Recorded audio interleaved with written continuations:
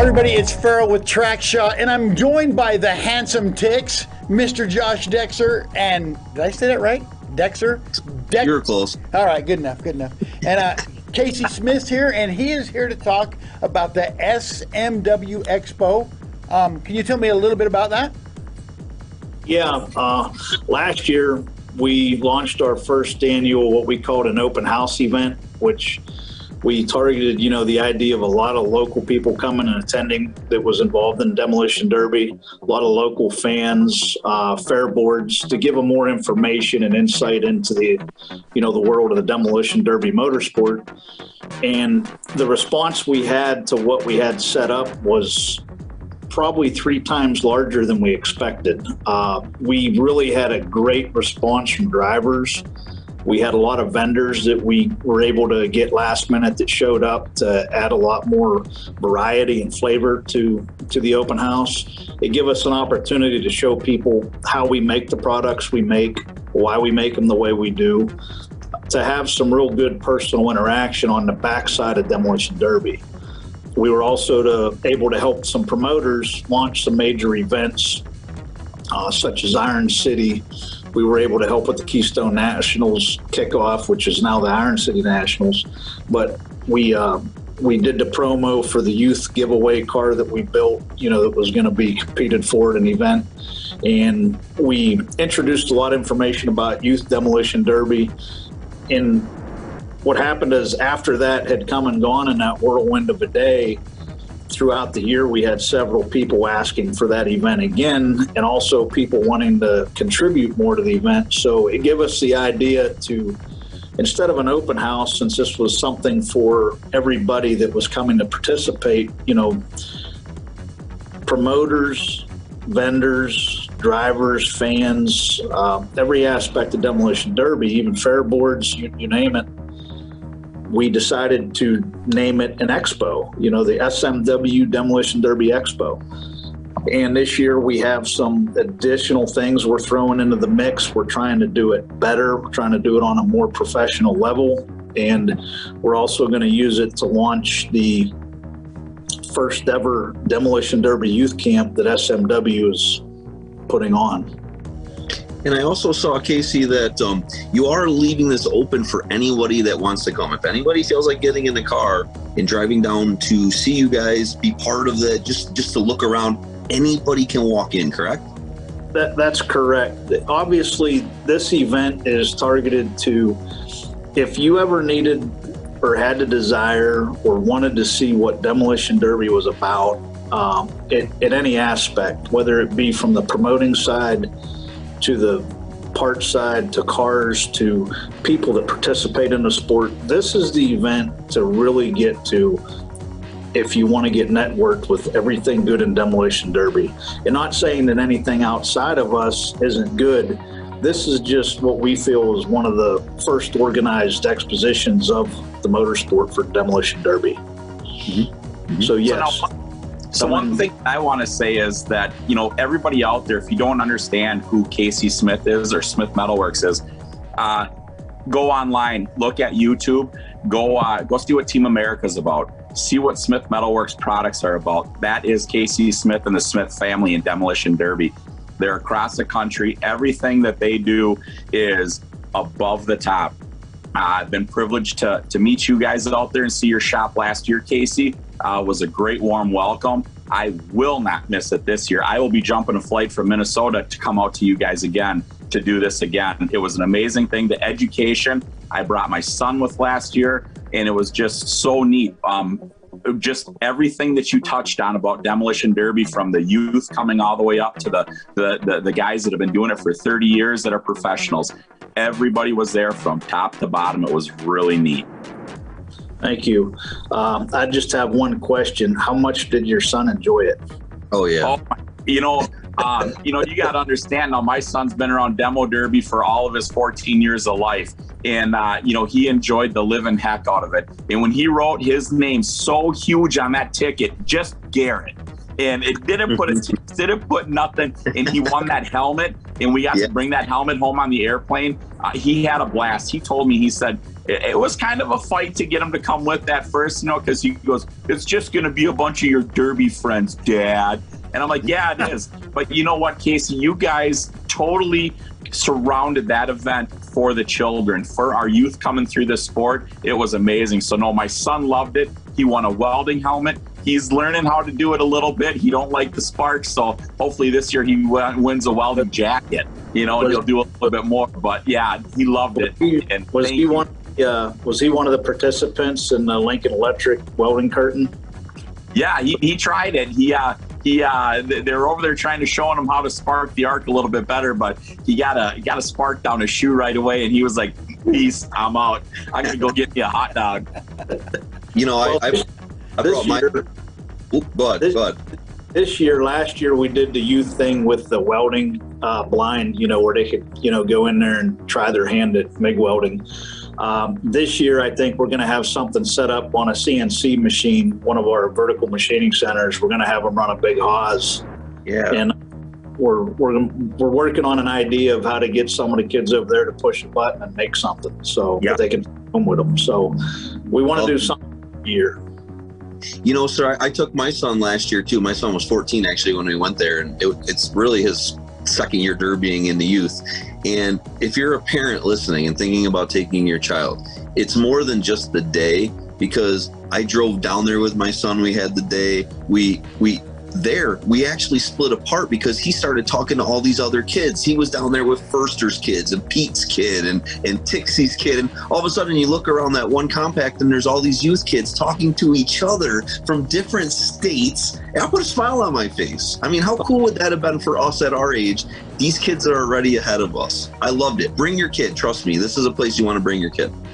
Well, what you said about that is it's like anything else in this sport, or any sport or anything in life. The relationships that these kids create at a young age are positive.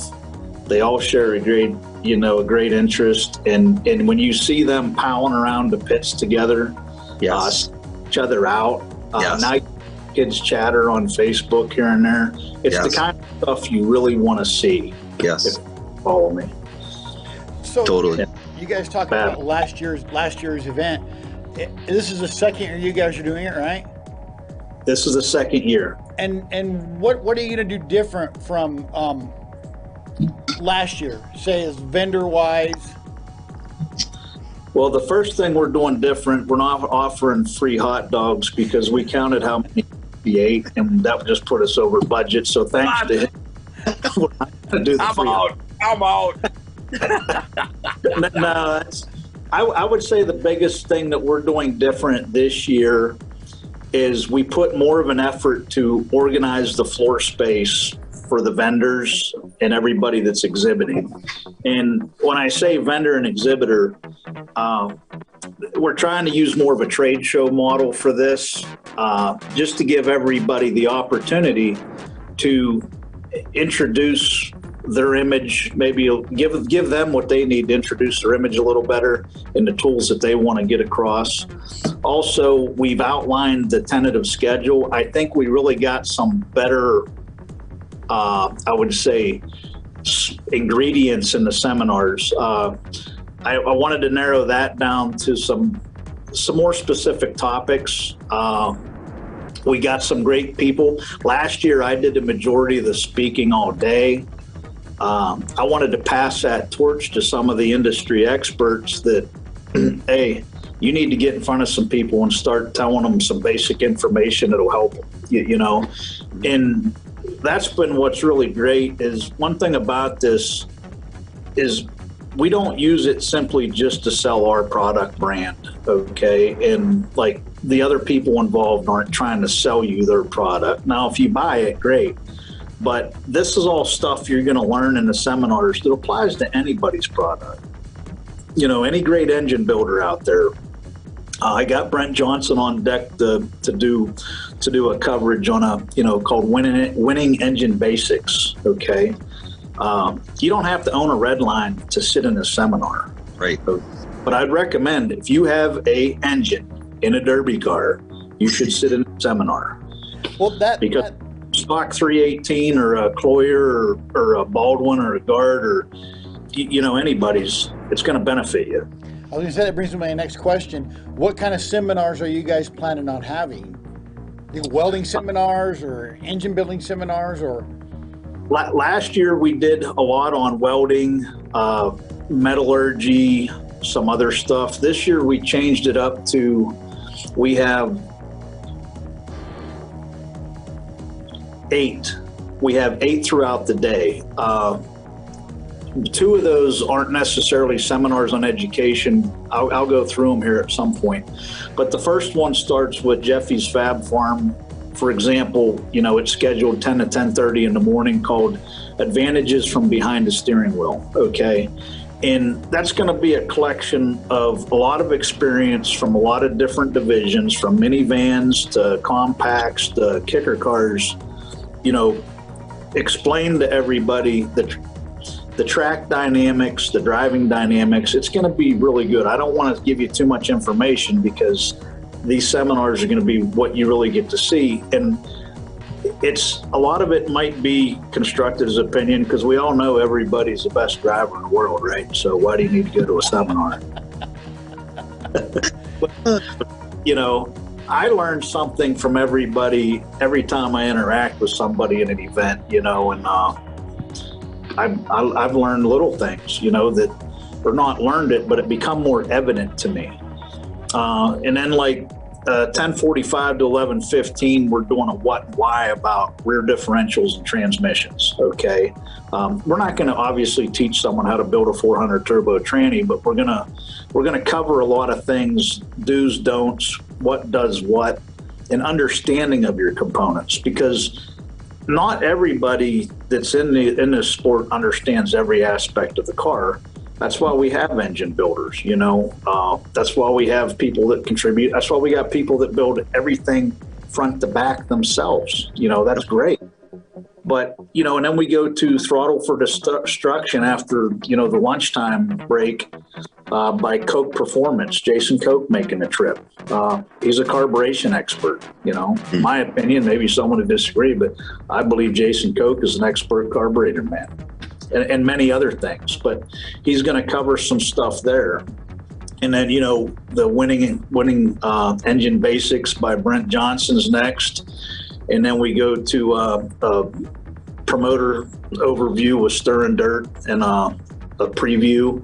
And then we go to 245 to 315. Mark Elliott's going to cover the Unified Point Series for 2021 and, the new, the track schedule, maybe what's new, what's changed, what's been learned from last year. And then, Vince Livius, Toast Inc.'s making a trip here, going to cover watch link installation and a product spotlight, at a specific time. And then we round out the seminars with our youth camp overview at the closing. And now this is real big. So anybody that's watching at home right now, the big deal about this too is no matter where you are in the country, if you can't make it to this, it's okay. TrackShot Live is going to be streaming it for free. So make sure that you follow the itinerary of throughout the day of classes you want to watch. If you want to learn about transmissions and rears, carburetors from Koch, come on, Toast products, you better be watching all these, and we're going to bring them to you absolutely free. You get to sit back at your house and just learn. I promise you guys, you're going to learn more about Demolition Derby in this one day than maybe years of running. I'm going to tell you what, though. Yes, you can watch it at home. We're looking at flights, my wife and family and I, and we're finding flights out there to PA for about $118 round trip right now. Folks, don't sit at home. I mean, yes, we want you to watch TrackShot Live. Do not sit at home. Get your chance. Get out there. See Casey. See Chance. See everybody and see Smith Metalworks firsthand.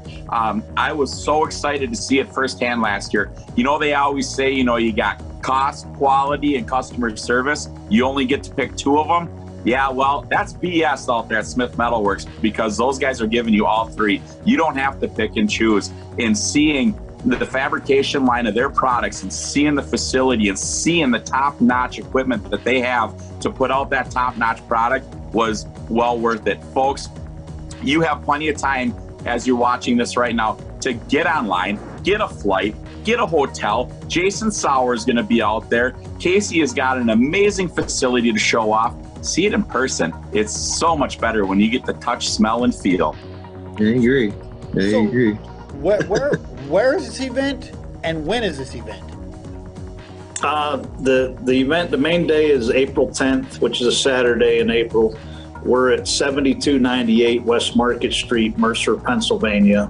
The zip code's 16137. We're basically a stone's throw over the Ohio border on the east side, and a stone's throw from where I-80 and I-79 intersect in Pennsylvania, an hour north of Pittsburgh. So the Pittsburgh airport is an hour away from us.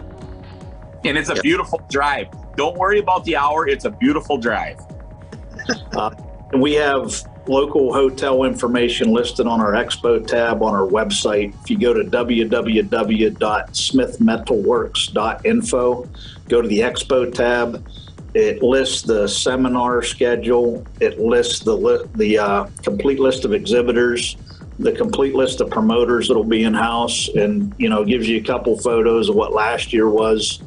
And I got to tell you, it wasn't us that made the event amazing. I got to tell you, it was the people that attended. I mean, having you, Tixie, just attend was like, that's a big commitment on your part to come see what we're about. And the biggest question I ask ourselves is, are we going to disappoint anybody that comes there and thinks they should have saw more? I mean, from last year, would you say that you feel fully satisfied with attending?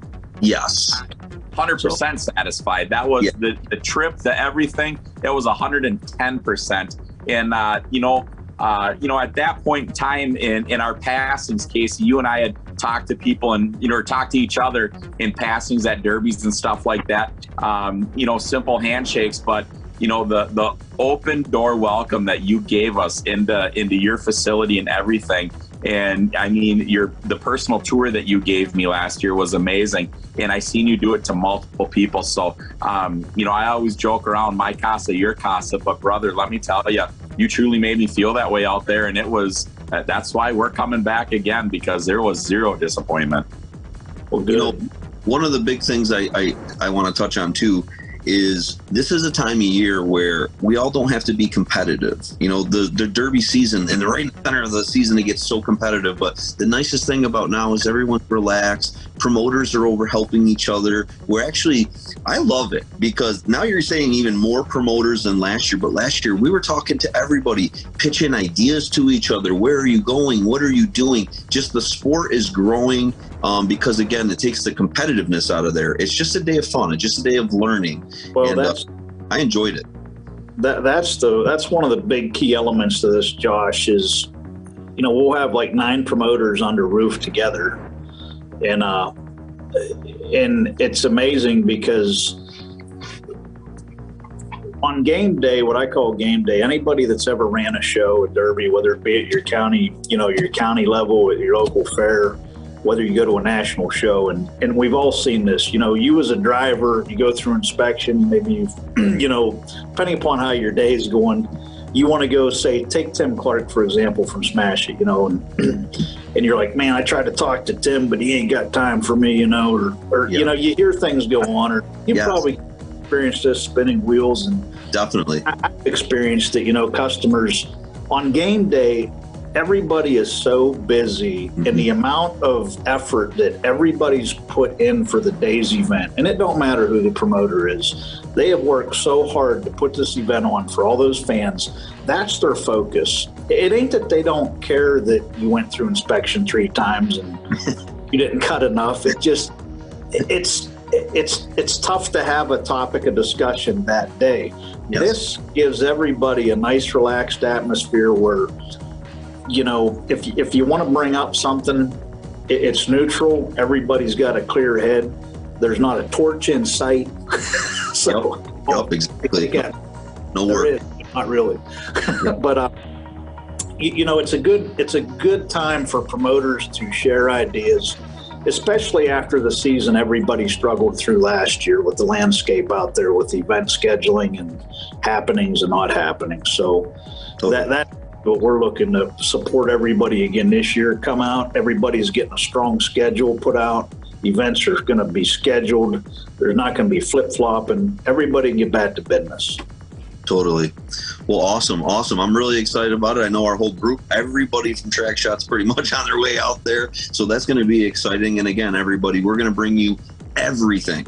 I mean, you were nice enough to give us carte blanche where we can actually do whatever we want, you said, which might be scary, but we're going to cover everything. I can't wait to cover all the promoters, the vendors, just everything. We're going to show it to you from I think you said 9 o'clock in the morning it starts? Saturday, we'll start at 9 o'clock, and I got some young recruits hired for parking attendants, direct vehicles, because that seemed to be an unforeseen problem we experienced last year. We've acquired some more parking area from our neighboring business, so we're way more prepared this year. I mean, I think, like I've always said, the only people that sometimes know things aren't going as planned is the guy on the stage. As long as, I have this saying, when I scream, you can scream. So, but we do a good job of keeping it together, and we really worked on building from last year.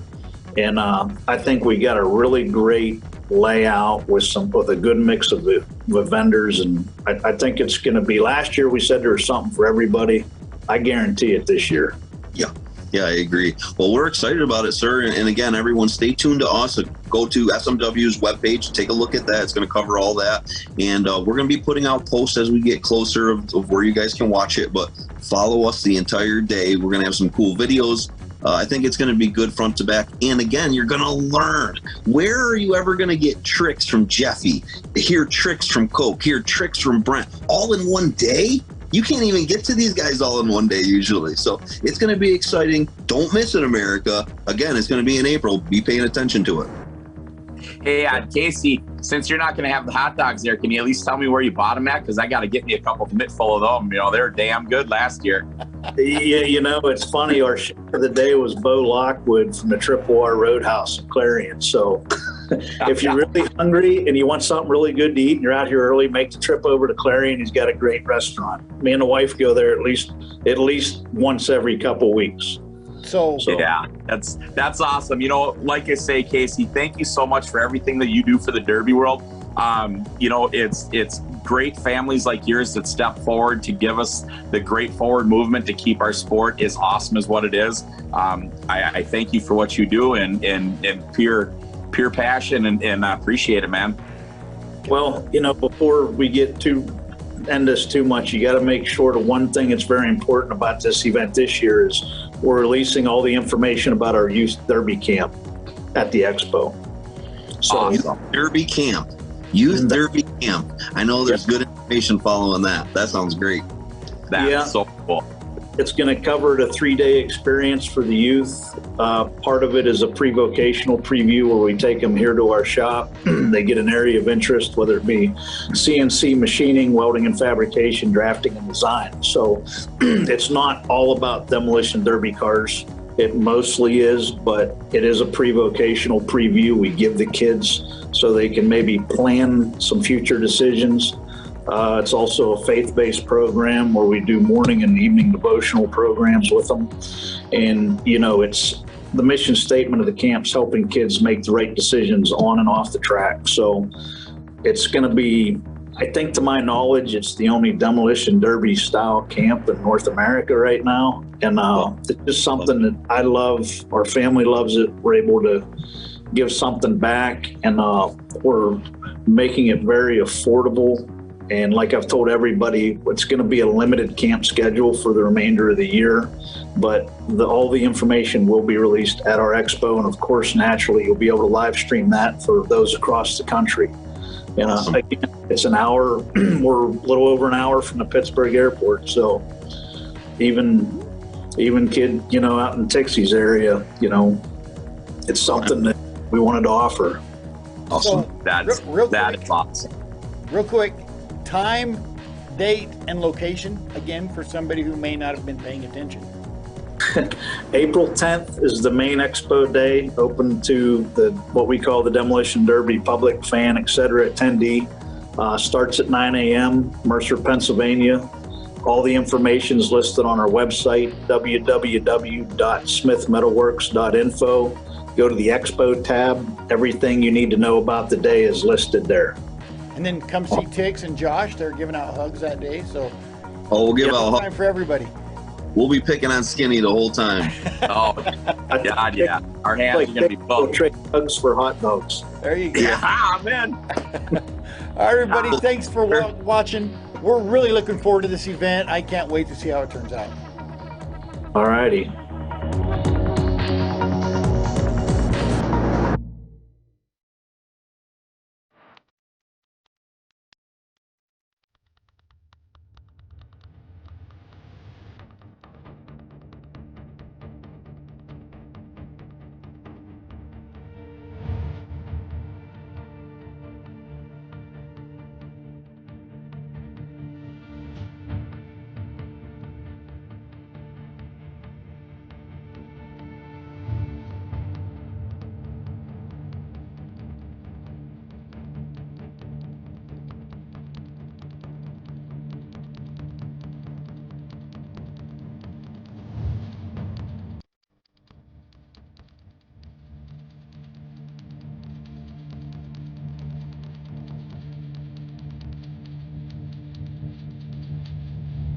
All right, everybody, it's Farrell with Track Shot Live, and I'm here with two, would it be safe to say legends, or celebrities, or giants? Just old guys. It's two old guys. I would say two guys that need to retire. Is that what it is? Yes, get out of it. So- Old guys. Oh, We were just reminiscing, and I know you're going to get into this. We're just reminiscing how long we've been doing this, and it's like, oh my God, we're old. Did you see me walk into the building today? Yeah. And I was looking at my shoes. Well, I wasn't looking at my shoes. I know how ugly they are. I can't walk. yeah. Ironically enough, I just had injections in my knees this afternoon before I came here. So I'm jealous. Yeah. I'm jealous.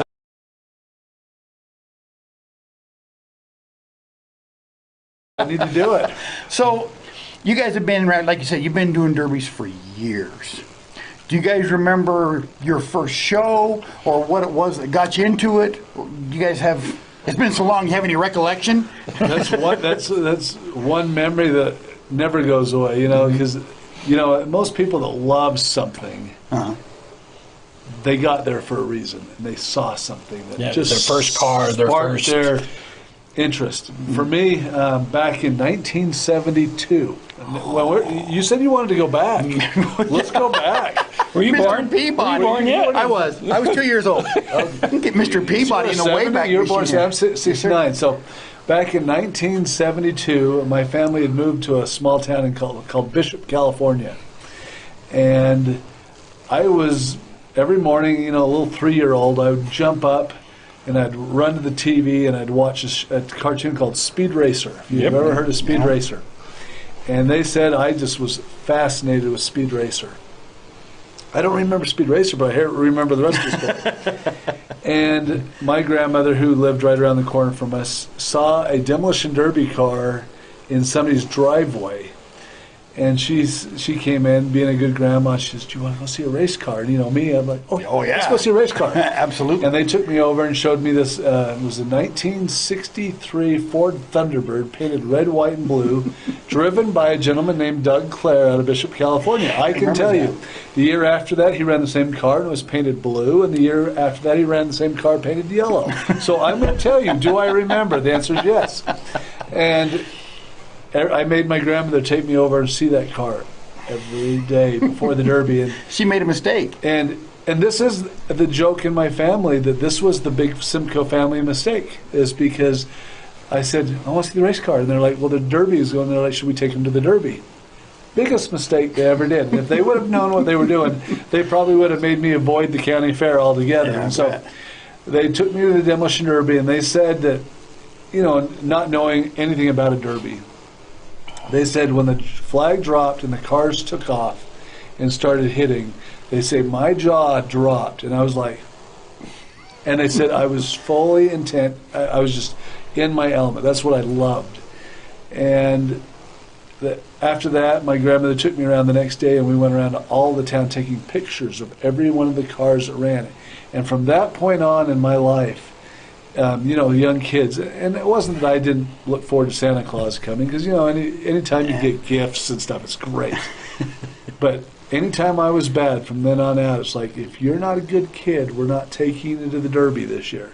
It wasn't Santa. That's a serious threat. It was the Derby. And I remember it was the longest 13 and a half years till I got my driver's license before I could get in a car. I mean, when I was 14, my mom's like, well, you need to be an Eagle Scout to get a driver's license. We won't let you be an Eagle Scout. So guess who got to be an Eagle Scout?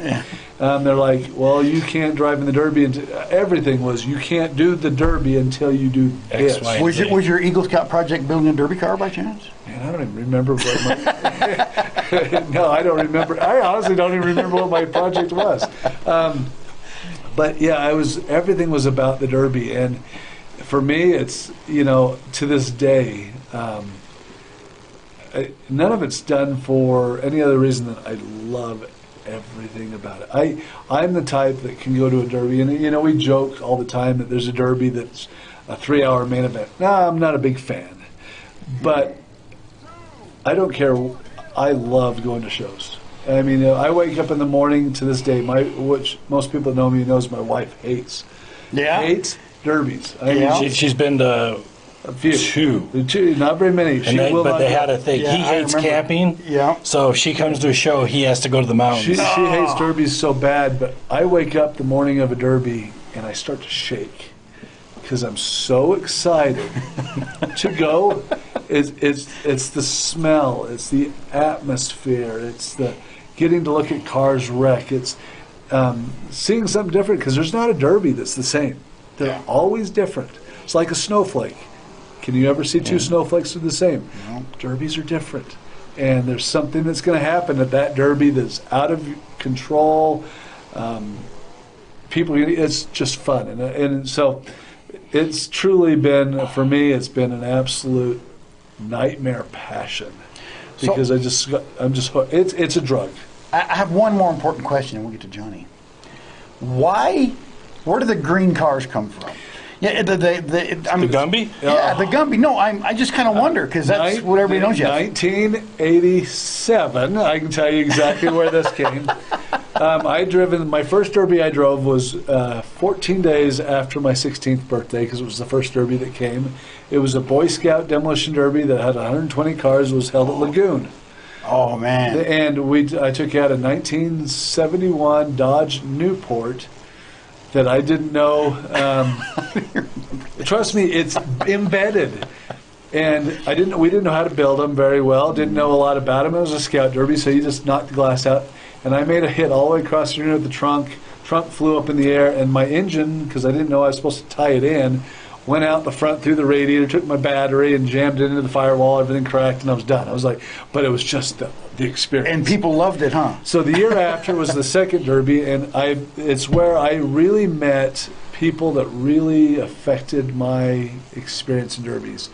I met a gentleman named Brett Barrett, who has now passed away from cancer. I met Steve Carroll, who has since passed away because of cancer. I met Rocket Ron, who's me and him is like, it's like, Ron, we gotta watch ourselves before something bad happens, because we're the only ones left out of the group that I met. We met all these great people that Ed Hanford, I met him that day. I met a lot of these drivers that I idolize still, because they taught me so much throughout life.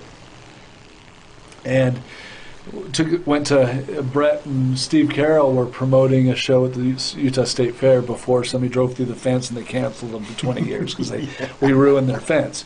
But Brett and those guys invited me to come run a professional derby. If it wasn't a Scout Derby, it was considered professional back then. And so I went out and bought a 1972 Dodge Polara. And it's funny, I actually went home and said, hey, Dad, because we were up at the Camas Derby that year, and that's where I met them. And they said, you need to come down to this derby we're promoting in Salt Lake. And I went home and said, Dad, guess what? And I found a derby over at the State Fair. It's a professional derby. He says, you're not 18, you're not allowed to run. That's a sad face. Well, the next day I came home with a 1972 Dodge Polara, and my dad's like, didn't think that was going to work. And I went, and back then everybody had really cool paint jobs. Because back in the old county fair days, It was more about the paint. The experiences and beauty car contests and something creative. And so I painted my car all purple, and I did all these. Back then there was a lot of popular stuff on TV, so I started painting weird stuff on my car and funny sayings. And I painted a giant Gumby doll on the trunk of my car and put him saying stop sign, sorry, dead end, because it was going to hit, it was dead end. And Brett and Steve Carroll walked up to me and said, thanks for coming, just as cool promoters talking to the drivers. And they said, and Brett's like, and back then you had Mel Fisher, and Mel was another one. It was Steve Carroll, Brett Barrett, Mel Fisher, and all these wonderful guys. Mel got killed, and Mel was probably, out of all of them, one of my closest, because I actually went into work with him and everything.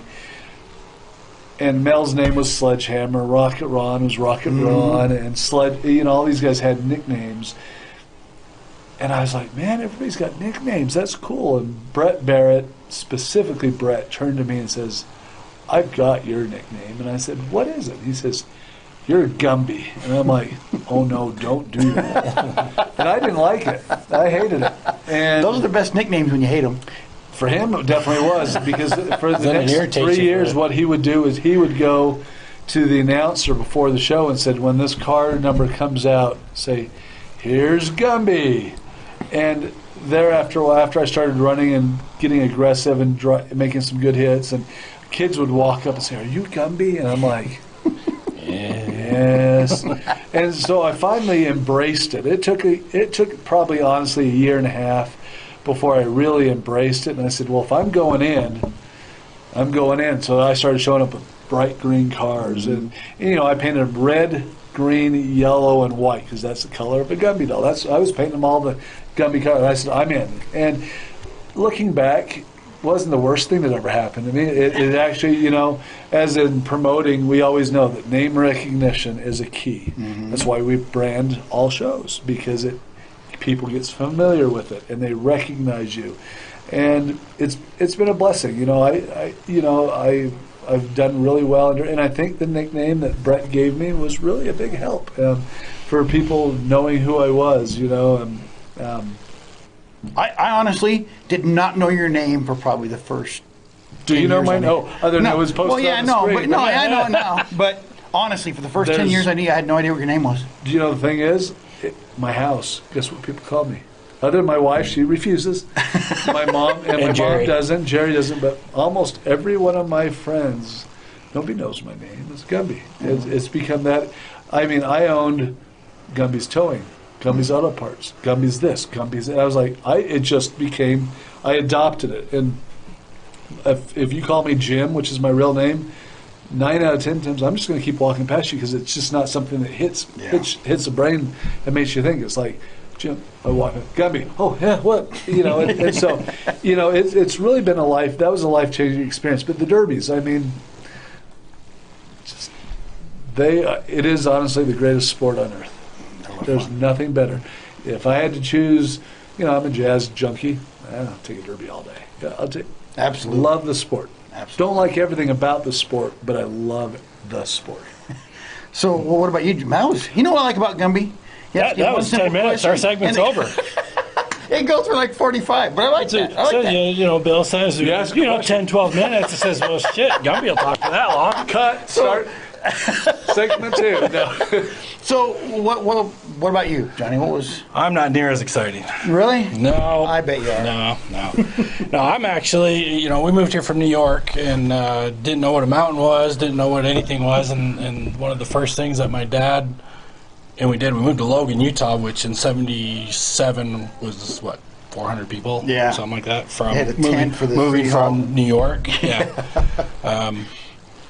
And we got into horses. I don't know if you remember that. We had a ranch down here in Slaterville, and we were training $100,000, $200,000 race horses and cutting horses and all, and that was my love. Mm-hmm. And it was crazy. Horses are so much work. Oh, biggest money pit. Well, I shouldn't say that. Derby's not much better, I don't think. But horses are a big money pit, and I was into the horses, and obviously going to the rodeo grounds and riding, doing all that stuff. And one day, I want to say it was about '92, took Jerry to the Weber County Fair, and so we'd been married for 6 years, and my best man at my wedding, we just kind of, parted ways and after the years and didn't do any much together, and went to the county fair over at Golden Spike, and they did it out in the field in the back. That was the question. Okay, so 92, I'm going to tell you what kind of car I was driving. No, just It's like it's back to the Gumby show. it was a lot of But you remember fun out in the it was like a swamp. That was the Nick Notwell and all inside, those. yeah, Nick Notwell And it was the second to last year until they moved into the new arena. And we're sitting there, we're watching, and we're like, wow, this is great. And my wife is an adrenaline junkie. She does it all anyways. And that is my claim to fame is the Derby got over, and the best man at my wedding crawled out of the car, and I'm like, son of a bitch. What's he doing? What's he doing here? So he come over, and we started chatting together, got back together and acquainted, and my wife is just like drooling. She wants to drive a car so bad, and the next week he dropped off a 74 Buick, which today is what? $2,500. And Isn't it incredible? And it was, back then it was all, because Utah was all Chrysler. It was 64 5.6 and pointies, pointy noises. That's all anyone would drive. And so they threw at me this Buick, and I built it for her. So the first Derby we've ever done was my wife drove. And I literally built cars for her that whole first year. So you didn't drive at all that first No, time? that first year and a half, loved it. Couldn't change an oil filter in the car before this started. I'd lift the hood and go, yep, that's an engine, and close the hood, on my truck and all that I remember stuff. the first few years he was driving, I'd talk to him, I'm like, he doesn't know what he's doing. No. He doesn't know anything. Nope. I mean, I would literally go, because my job was, we own a restaurant chain throughout Utah, and my job was to run, check them all out. Well, I'd go and get done early so I could take this route home, Look for cars. And I'd call him up and I'd go, okay, I found this thing that says got a crown on it, and it's black, and I got this really big wagon, and I think it's a Monte Carlo, and he says, I'll take the Imperial and the wagon, you can have the Malibu and the Monte Carlos. And after a year of driving with my wife, or building for my wife, I said, all right, my turn. I got to do this. So the second year, I drove nothing but Monte Carlos and Malibus for 2 years, because that's all he would give me, because I didn't know different. I'm like, yeah, it's a car. I don't care. It runs and drives, because back then, had to run and drive. Nobody put motors in cars. Yeah, I know. Scrape the rat's nest off it, and if the motor ran, I can't even tell you how many. If it ran, I'd pull it out, but that's all I could Pressure do. wash it. I had no clue how to put it back in, but I pulled it out because it ran good, and did that for 2-3 years, and building both of our cars. I mean, we built our first house, and I think we drove fresh cars. I think we drove 16 shows for 2 years, building 2 cars for each show, the two of us, and paid for our landscaping through, which back then was what, $500 to win or something like that. So that's a lot of derbying For sure. to get stuff done. But then I started beating everybody with the Malibus and Monte Carlos, because then I started learning how to weld and how to do them and all that. And then I graduated back to, now my favorite car is the original car we got, which is the Buick. And that's all I drive right now, and that's a long process. But then we got the kids involved, and Back then, though, the crazy thing is, I remember buying a car on Friday day and being at the track painted on Saturday evening. And the doors are chained shut. yeah. There's There's no door, no cage bars. Yeah, we no, didn't have back. turn the radio on when you drove in the arena. Back when we first started driving, you couldn't put a bar in the car, and I remember we'd bring tie a car into the trailer. You have the come-alongs, and I remember getting out of because back then I wasn't as fat, but I was still a pretty big guy, and I remember getting out of the car and looking at my seat, and every time the seat was laid all the way bent backwards. And so I left the headrest on. I had a rapper come along around the headrest, tighten the steering wheel, ratchet that seat back into shape, say, oh, we're ready to go for the main event or the grudge match or whatever it was, because we had bent it all back. And then, and like you, my mentors were the same. Yeah. Steve and Barrett and all those guys, and they were just. I took that to heart today. It's I still to this day, even though I hardly drive, if I drive at all, guys call me on how to build. I'm like, come to the shop. I will help you do whatever you want to do, because that's what was taught to me, and to keep the sport going and evolving. Learning from the Steve Carrolls and Barrett's and Rocket Rons and And those old school guys, they're so nice. You know what I mean? I never really recall an ego with Rocket Ron or with Steve Carroll. And nice guys. They would knock you off just to keep the derby going. Well, not to beat you more necessarily, even though they did. Yeah. It was. I remember the first time I got down. It was me and Steve, and it was down in Hooper, and it was me and Steve. Oh, it's me and Steve. I can beat Steve. And I was like jonesing, and it was just like a pro fighter and a rookie, man. He just picked me apart and just beat the shit out of me. But it was a great experience, and that's how you learn. Well, a side note on that with Steve was he would go after a derby, and I remember because I'd be an official, and he would come over and shake all our hands and tell us, hey, you guys did a good job tonight, appreciate what you done. Nice guy. All the old school guys were so nice and no egos. It was great. I think there's each one of my buddies that brings tears to my eyes every time I talk to them. Each one of them I remember for different things. Steve, oh man, I traveled with Steve. I went back to Wichita, Kansas with Steve. We went up to Canada with Steve. Got to really know him. He truly, it wasn't about the money. It was about the true love and being out with friends on a weekend and having a smile. And I remember I would call it the last year he ran, but he didn't really run, that he would show up with a brand new car built. And he'd go around and he would give the car to somebody to drive. And I never figured it out. I was like, why is he doing that? Because he was still talking and walking around. But he built cars, Cadillacs, 75, 4, 5, 6 Cadillacs. Built them, painted them up, his number on the side, and then he'd go to a show, and then when the car would go out, Steve was standing right there. And somebody else was driving his car. And I think he was too sick or had, because he had throat cancer. Yeah, towards the end, but he loved it. He loved to build them. And he loved to give it and share it. And he actually offered me a car once, and I thought he was joking. I'm like, no. And then people are out there driving them. And I'm like, man, you don't see that anymore. No, not anymore. And it was actually funny because when I was first starting out with Derby and Steve, and I went to Heber, old Heber Derby. And I was with Russ, and I was pit crew. I wasn't driving. I was pit crew with Russ. And Scooter, it was the first time I ever met Scooter, and Scooter's, after the heat, had broke something.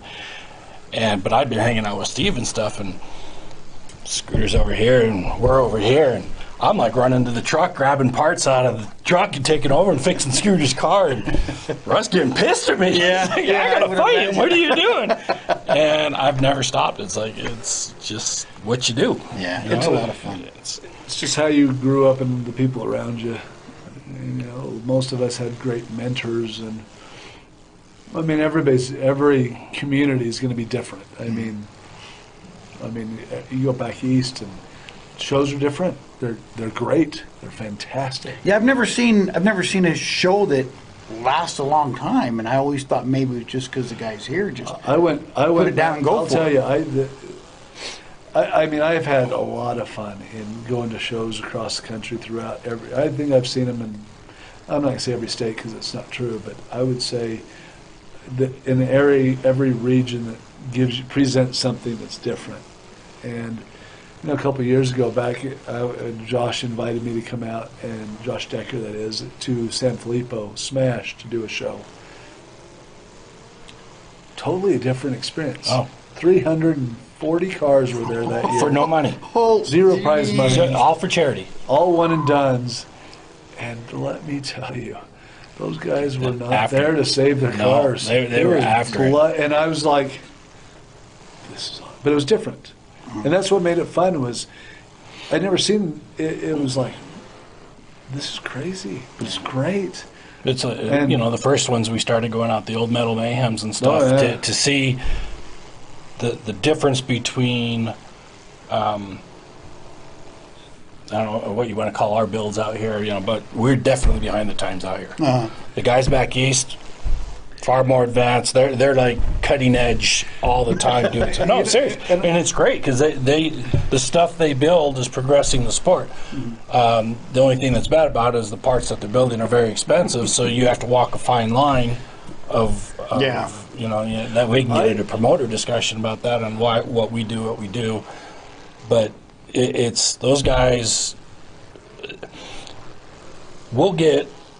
We have the highest prize money in the nation, bar none. I'd say the whole state, not Stern Derby, but the whole state. Oh, yeah, the state's stupid.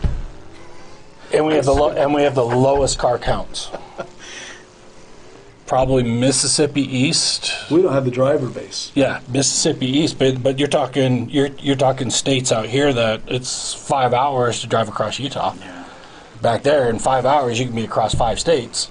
So they've got a big pool of drivers, and they've got massive amounts of drivers, and it's just crazy. It's just so different and unique, no matter where you go. Like you say, when you go to California, it's completely different. You would think it's West Coast. It's not. It's 2 states over, and it's a totally different animal than what it is here. And That's what makes it fun. I love it. And I need it now. When we leave this dang whatever we're doing around the round, this is a round table. We're having the round discussion. table. I'm gonna have to go find. When is there a stinking derby that I can go see? I am ready to. you just have to watch some of the old Track Shot Live shows. I will, but I want this. I'm gonna have to. My wife's gonna be like, it's actually I'm gonna funny. have to go on the shop, dump to the gas on me. Like I can watch the derby now.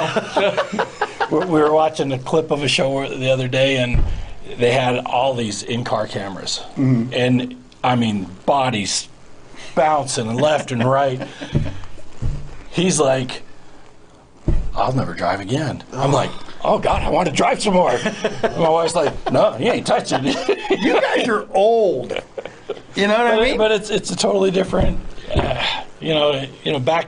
Back in the day, I don't know if the cars were softer, but They weren't built as tight, and they weren't built with the same. You'd have the full bench seat, and you just lay down, and when the hit was coming, Yeah, I remember that. Yeah, the hit would come. As long as you didn't lay on top of the battery, you cut in the thing and get shocked. You wake up every morning with the tube. There's a big terminals hole there in the burning. foam. Yep. You put the battery in there. Yep. With your gas bottle and your ether and your tranny Remember fluid? they used to have the tube so you could spray your ether in there. I remember one year. Oh my gosh, I can't believe I'm this long tooth. I remember one year. I'm sure you guys remember it. The big controversy was somebody had a can of ether and somebody's car wouldn't start, so they threw it to them. Yeah, I remember that. And people were Did you know what derby that was? It was the Weber County Fair. Yeah, I think it was. And it was in People were up in arms about a can of ether that somebody gave to somebody else. They got kicked out because it was considered outside the system. Yeah, yep, I remember that. Yep. It was like, sure enough. all the drivers were like, you can't do that. Yep. And we're like, doesn't say in the rules. Yep. That was, and I I'm can go trying on to all remember day. who the hell that was. I can go on all day about this, as you guys could as well. But I really appreciate coming and talking about it. We really look forward to what we have coming along in the future. It's going to be a good time. Absolutely. Hey, we finally have a normal season coming. Hopefully. Hopefully. Yeah, don't ruin it.